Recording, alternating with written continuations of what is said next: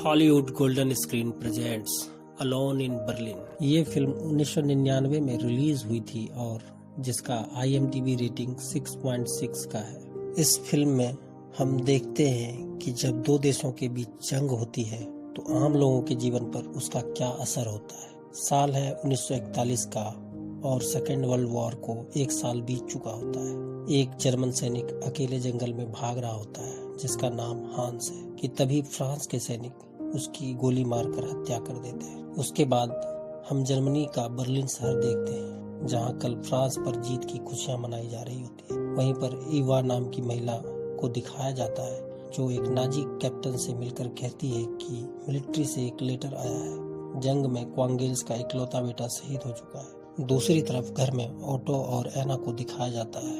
ये वही कपल है जिसके बारे में ईवा बात कर रही थी। तभी दरवाजे पर दस्तक होती है। ऑटो दरवाजा खोलता है। ईवा उसे वो लेटर दे देती है। उस लेटर को देखकर कहीं ना कहीं ऑटो के मन में कुछ अनहोनी की आशंका होती है और वो उसको बिना पढ़े बिना देखे एना को दे देता है। अब एना भी उस लेटर को कुछ देर तक देखती रहती है। उसकी हिम्मत ही नहीं होती कि उसे खोलकर पढ़े और जब वो उसे पढ़ती है तो वो जोर जोर से रोने लगती है क्योंकि हांस उसका इकलौता बेटा था जो कि अब नहीं रहा। वो पूरी तरह से टूट जाती है। वो कहती है सब झूठे हैं। वहीं ऑटो उसे समझाने की कोशिश करता है लेकिन वो भी अंदर से पूरी तरह से टूट चुका होता है। अब ऑटो रोज की तरह अपने काम पर निकलता है लेकिन चलते चलते उसके कदम ठिठक जाते हैं। सड़क पर सभी पहले जैसा था लेकिन आज उसे भीतर से कहीं ना कहीं कमी सी महसूस हो रही होती है। सभी लोग फ्रांस पर जर्मनी की जीत की खुशियां मना रहे थे लेकिन ऑटो को अपने भीतर अलग सा दर्द महसूस हो रहा था। ऑटो एक फैक्ट्री में काम करता है जहां पर ताबूत वगैरह बनाए जाते हैं। कभी हमें दिखाया जाता है कि एना मिल्क और ब्रेड लेने के लिए एक शॉप पर खड़ी होती है लेकिन उसे अपने बेटे हांस की याद आने लगती है। वो बहुत इमोशनल हो जाती है। उसे अब भी यकीन नहीं हो रहा था कि उसका बेटा अब उनके बीच नहीं है और वो शॉप से बिना कुछ लिए ही चली जाती है। तभी वहाँ पोस्टल महिला ईवा गुजर रही थी। वो एना को इस तरह से दुख में देखती है तो वो उसे घर छोड़ने के लिए चली जाती है। रात में घर के अंदर एक अजीब सा सन्नाटा छाया हुआ है। ऑटो हांस की जनरल पढ़ रहा था। हिटलर की एक बच्ची के साथ तस्वीर थी पर अब उसे हिटलर को देखकर ना जाने क्यों एक चिढ़ सी हो रही थी। शायद वो हांस की मौत का जिम्मेदार हिटलर को ही मान रहा था जिसने पूरी दुनिया को जंग की आग में ढकेल दिया था। उस किताब में एक शब्द लिखा था डियर फ्यूरर, जिसका मतलब लीडर होता है और ऑटो ने उसे लायर लिख दिया, एक झूठा इंसान। दूसरे दिन जब ऑटो काम के लिए निकलता है तो बिल्डिंग के नीचे उसे एक शख्स कहता है कि हमने फ्रांस पर जीत हासिल कर ली है और हम बहुत जल्द अमीर होने वाले हैं। दुनिया का सबसे अमीर देश जर्मनी होगा। पर ऑटो उसकी बात का कोई भी जवाब नहीं देता और अपनी काम की तरफ निकल जाता है। यह सुनकर एना बहुत इमोशनल हो जाती है और बाहर आ जाती है और अपने घर की तरफ निकल जाती है। दूसरी तरफ फैक्ट्री में मशीन के भीतर आकर एक शख्स की उंगलियां कट जाती है। ऑटो उसे कहता है कि मुझे पता है कि तुमने ये जानबूझकर किया है क्योंकि तुम जंग में नहीं जाना चाहते। रात को रोज की तरह आज भी घर में एक अजीब सा सन्नाटा है। दोनों अलग अलग बैठे अपने बेटे हांस को याद कर रहे हैं। ऑटो बुक और पेन लेकर डाइनिंग रूम में जाने लगता है और एना से कहता है कि अगर कोई भी आए तो दरवाजा मत खोलना और वो जाकर बैठ जाता है। एना के पूछने पर वो बताता है कि मैं लिख रहा हूँ। एना एक बार फिर पूछती है कि किसके लिए। ऑटो जवाब देता है कि पता नहीं, मैं बस कार्ड्स लिख रहा हूँ जो सबको सच बताएंगे। एना उसके पास जाती है। उस कार्ड में लिखा था कि हिटलर ने मेरे बेटे को मार दिया है, कल वो तुम्हारे बेटे को भी मार देगा। इस कार्ड को एक दूसरे को पास करते रहना। एना को कुछ समझ नहीं आता, उसे रोकती है पर ऑटो कहता है कि मुझे लिखने दो, शायद मैं अपने दर्द को इसी तरह से व्यक्त कर सकता हूँ। उसी बिल्डिंग में एक बुजुर्ग ज्यूश महिला भी छिप कर रहती थी। उसका नाम रोसेंथल था। हिटलर ने उस वक्त ज्यूस लोगों से सारे लीगल प्रोटेक्शन हटा दिए थे। अगर उन्हें कोई नाजी मार भी देता तो उन पर कोई कार्रवाई नहीं होती। वो पोस्टल महिला जिसका नाम ईवा था वो कभी कभी उसके लिए कुछ खाने को भी ले आती थी। रात को उसी महिला के घर पर एक पड़ोस का शख्स चोरी करने के लिए घुस आता है। क्योंकि वो अकेले ही रहती थी। तभी वहाँ बिल्डिंग में रहने वाले और कुछ लोग आ जाते हैं। वो शख्स उन्हें देख कर कहता है कि हम चोरी का सामान बांट लेते हैं। सब मान जाते हैं, पर वो महिला डर कर चुपके से ऐना के घर में चली जाती है। ऐना उसे कहती है कि तुम जब तक चाहो यहाँ रह सकती हो। ऑटो को ये सब देखकर दुख होता है। सुबह रोसेंथल उठकर अपने घर की तरफ जा रही होती है। तभी एक शख्स जिसका नाम फ्रॉम है और वो एक जज है, ये रोसेंथल को देखकर अपने घर पर ले जाता है और उसे वहीं रुकने के लिए कहता है और कहता है कि अगर तुम अपने रूम में गई तो वो लोग फिर से आ सकते हैं और तुम्हें मार सकते हैं। पर बिल्डिंग का एक शख्स उनको देख लेता है और ये वही शख्स था जो कल रात को चोरी करने के लिए उसके घर में घुसा। अगली सुबह ऑटो पोस्ट कार्ड जेब में रखता है और जाने लगता। पर ऐना कहती है कि मैं भी तुम्हारे साथ आ रही हूँ, तुम मुझे नहीं रोक सकते।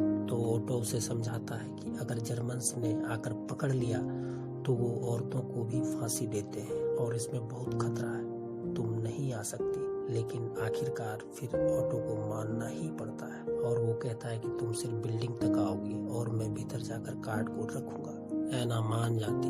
ऑटो जाकर एक सरकारी दफ्तर के बिल्डिंग की सीढ़ियों पर वो कार्ड रख देता है और वहाँ से निकल जाता है। एक शख्स उस कार्ड को पढ़ने लगता है। फिर ऑटो और ऐना एक आउटसाइड रेस्टोरेंट में चले जाते। यहाँ पर उन्होंने हिटलर के खिलाफ अपना पहला कदम उठाया था और ऑटो ऐना से कहता है कि अब से पूरे बर्लिन में हम दोनों अकेले। उधर अपार्टमेंट में जज फ्रॉम उस ज्यूस महिला रोसेंथल को समझाता है कि अगर तुम इस कमरे से बाहर गई तो मारी जा सकती। दूसरे दिन सुबह वो लड़का एक नाजी ऑफिसर को लेकर आता है और बताता है कि ये शख्स उस महिला के घर चोरी करने के लिए घुसा। वो ऑफिसर कहता है कि मैं उस महिला से खुद बात करूंगा, पर वो बताता है कि वो महिला उस जज फ्रॉम के घर में है।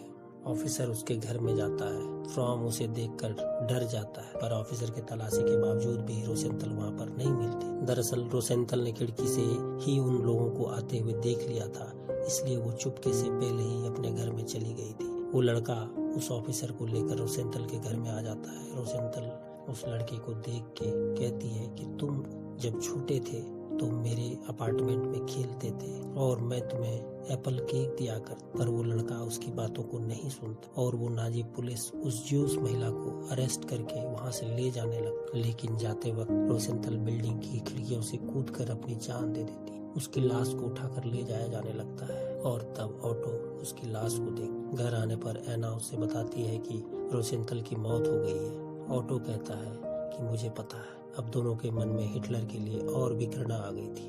ऑटो दूसरे दिन एक शॉप पर जाकर 5 पोस्ट कार्ड और ग्लव्स भी खरीदता है ताकि कार्ड्स पर उसके फिंगरप्रिंट्स ना मिले, और रात को फिर से वही पोस्ट कार्ड पर लिखने लगा जो उसने पहले पोस्ट कार्ड पर लिखा था। देखते ही देखते कई लोगों को इस कार्ड्स के बारे में पता चल जाता है। एक नाजी ऑफिसर जिसका नाम जोट है उन सभी पोस्ट कार्ड्स को इंस्पेक्टर एसरेज के सामने पढ़ता है। वो ऑफिसर कहता है कि अब हम क्या करेंगे।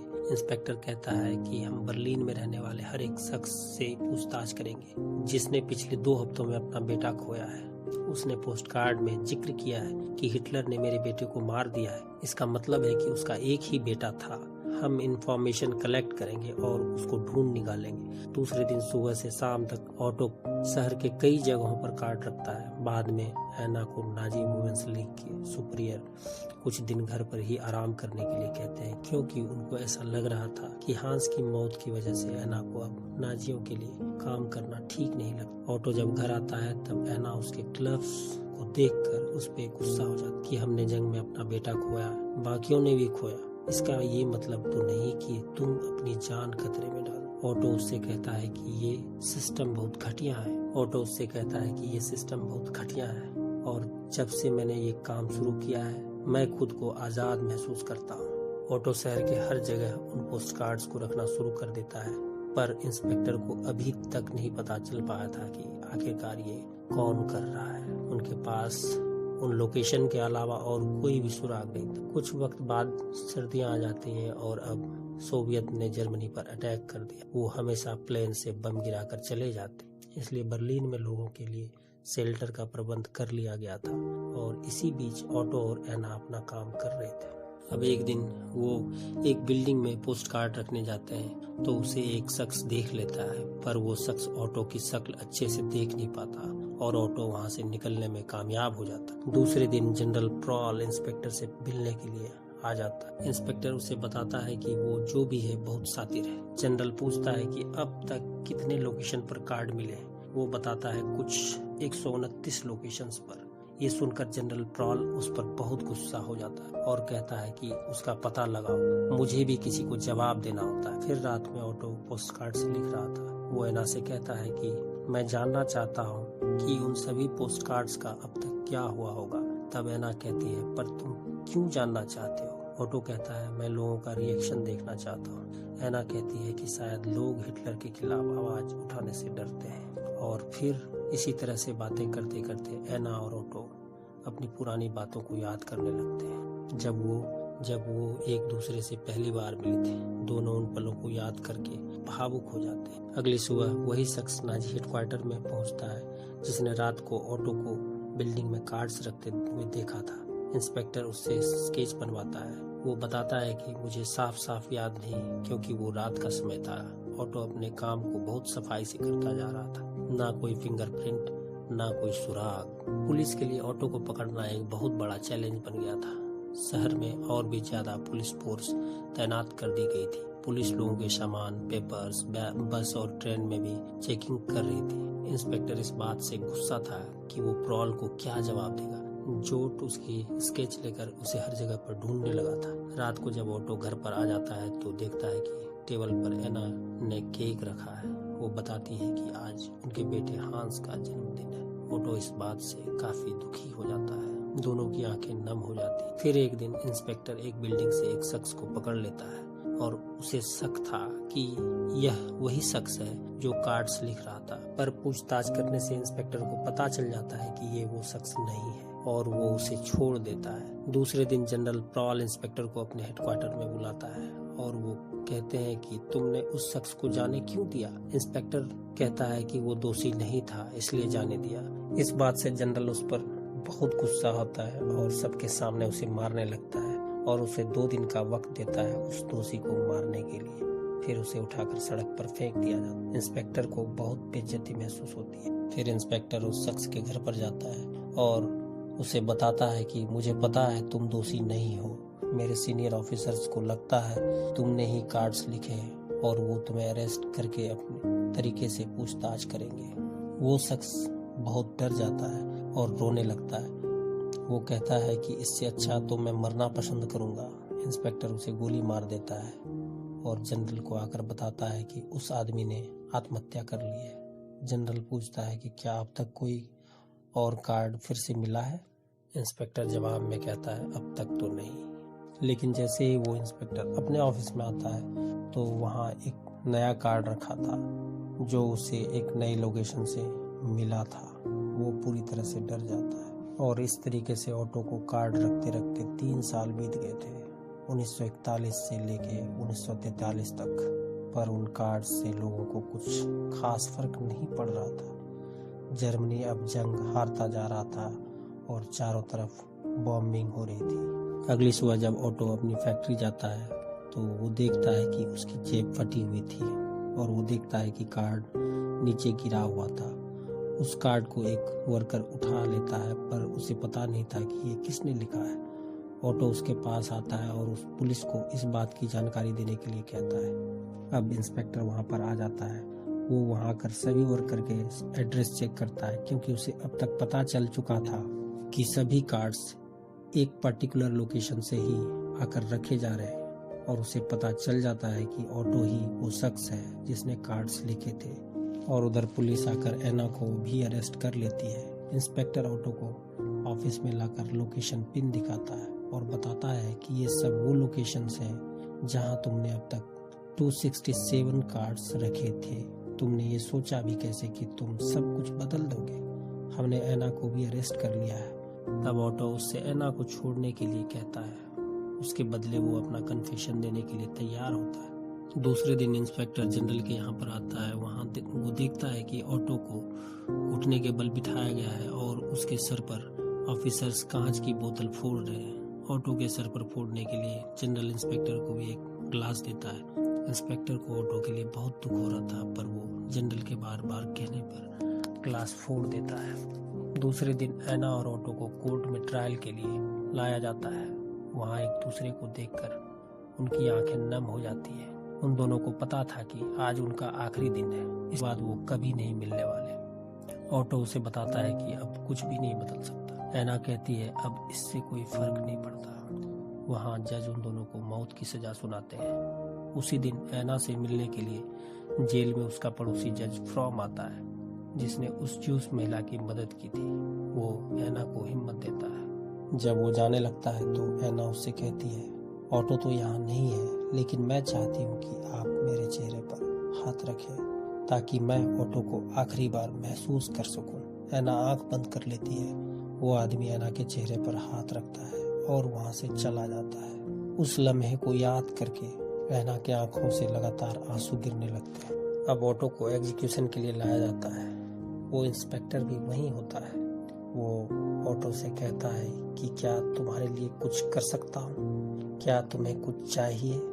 ऑटो बड़ी गंभीरता से जवाब देता है मुझे एक कार्ड और एक पेन चाहिए। ये सुनकर इंस्पेक्टर की नज़र नीचे झुक जाती है। फिर वो ऑटो को लेकर वहाँ से चले जाते हैं। इंस्पेक्टर को खुद पर बहुत ही शर्म महसूस हो रही थी और वो इमोशनल हो जाता है और यहाँ ऑटो को मार दिया जाता है। रात को इंस्पेक्टर अपने ऑफिस में आकर वो मैप देखता है। बस वही एक शख्स था जिसने ऑटो और ऐना के सारे कार्ड्स पढ़े थे। वो सभी कार्ड्स को लेकर खिड़की से बाहर फेंक देता है और खुद को गोली मार देता है। बाहर सभी कार्ड्स गिरकर बिखर जाते हैं और ये फिल्म यहीं पर खत्म हो जाती है।